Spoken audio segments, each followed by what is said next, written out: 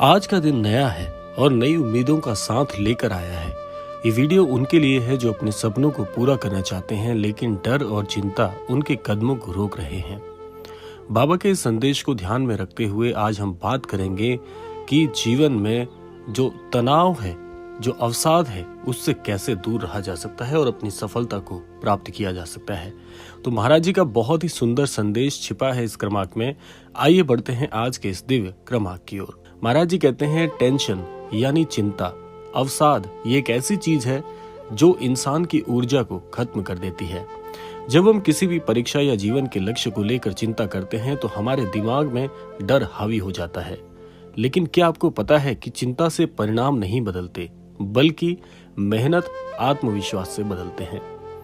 चिंता करने का मतलब है अपनी शक्ति को कमजोर करना। तो महाराज जी कहते हैं, सबसे पहला कदम है चिंता को पहचाने और खुद से उस चिंता को पूरी तरह से दूर कर दे। महाराज जी कहते हैं कि तू परीक्षा में जरूर उत्तीर्ण होगा। क्या आपको विश्वास है?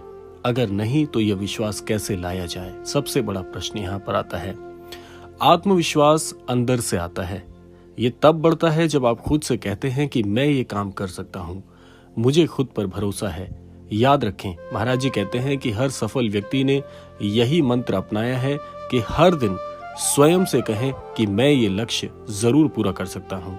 ये एक छोटी सी आदत है, लेकिन ये आपके अंदर एक ताकत भर देगी। स्वयं को पूरी तरह से तैयार करना, स्वयं पर विश्वास करना और अपनी इच्छा शक्ति को मजबूत करना। अब बात करते हैं सही योजना की। परीक्षा में पास होना केवल पढ़ाई का खेल नहीं है, ये सही रणनीति का भी सवाल है। सबसे पहले अपने समय को सही तरीके से बांटें। जीवन में जो भी आप करना चाहते हैं, जो भी आपका लक्ष्य है, चाहे वो कोई परीक्षा हो, चाहे कोई व्यवसाय में उन्नति की बात हो, जो भी काम आप करें उसके लिए सही योजनाबद्ध तरीके से अपने नियमों को अपनाएं। जब तक आप योजना सही नहीं बनाएंगे तब तक आप जीवन में सफल होने का सोच भी नहीं सकते। कि आप एक नाव में सवार हैं लेकिन आपको मंजिल नहीं पता और आप नदी के बहाव में बहते चले जा रहे हैं, तो ऐसे क्या आपको आपका लक्ष्य प्राप्त हो सकता है? क्या ऐसे आपको मंजिल मिल सकती है?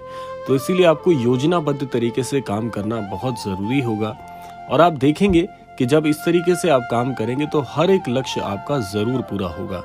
बाबा का संदेश हमें याद दिलाता है कि सकारात्मक सोच से बड़ी कोई शक्ति नहीं। अगर हम खुद को बार बार नकारात्मक बातें कहेंगे तो हमारा दिमाग उसी पर विश्वास करने लग जाएगा।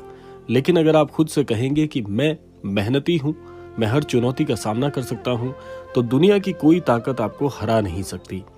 आपके विचार आपकी असली ताकत हैं, उन्हें हमेशा सकारात्मक रखना बहुत जरूरी है। बाबा का ये संदेश हमें ये भी बताता है कि हमारी मेहनत कभी बेकार नहीं जाती। परीक्षा सिर्फ एक पड़ाव नहीं है, ना कि आखिरी मंजिल इसे कहा जा सकता है। अगर आप असफल होते हैं तो केवल एक सीख है, ना कि अंत। हर बार गिरने के बाद उठने का साहस करना ही असली सफलता की सीख है। तो आज से तनाव अपने जीवन से निकाल दें। आप खुद पर भरोसा रखें कि आप पूरे दिल से मेहनत करेंगे और इस बात को स्मरण रखेंगे कि मेहनत ही आपके हाथ में है, उसका फल नहीं। ये वीडियो उन सभी के लिए बहुत ही महत्वपूर्ण है जो अपने भविष्य को लेकर चिंतित हैं। हमारी मेहनत और विश्वास ही हमें जीत दिलाएगा। तो चलिए इस यात्रा को शुरू करते हैं और बिना किसी तनाव के बाबा का संदेश हमारे साथ है और हमारी जीत जरूर होगी। क्योंकि जो व्यक्ति अपने लक्ष्य के लिए लड़ते रहते हैं, जो व्यक्ति अपने लक्ष्य को प्राप्त करने के लिए दिन रात एक कर देते हैं, ऐसे व्यक्ति को पराजित करना बहुत ही मुश्किल काम होता है। और सही मायने में मैं फिर वही बात दोहराना चाहूंगा कि जब आप किसी सफर पर निकलते हैं और आपको पता होता है कि मेरी मंजिल कहाँ है, कितनी दूर है और उसके लिए मुझे क्या क्या करना होगा, तो ऐसा व्यक्ति कभी भटक ही नहीं सकता। ऐसा व्यक्ति कभी अनुत्तीर्ण नहीं हो सकता, क्योंकि उसने पहले से हर काम की योजना बनाई हुई है।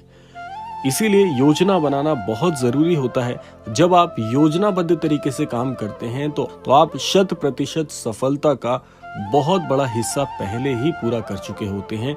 तो इसमें असफल होने की कोई बात ही नहीं है। तो ऐसा करने से आप अपने जीवन में वो सर्वस्व प्राप्त कर सकते हैं, सारे सपने सच कर सकते हैं जो आपने देखे हुए हैं। तो इसीलिए इस तरीके से आप काम करें। महाराज जी का ये संदेश आप सबके लिए बहुत बहुत कारगर हो, इसी कामना के साथ समय आता है विदा लेने का। मिलते हैं अगले क्रमांक में, तब तक के लिए जय गुरुदेव।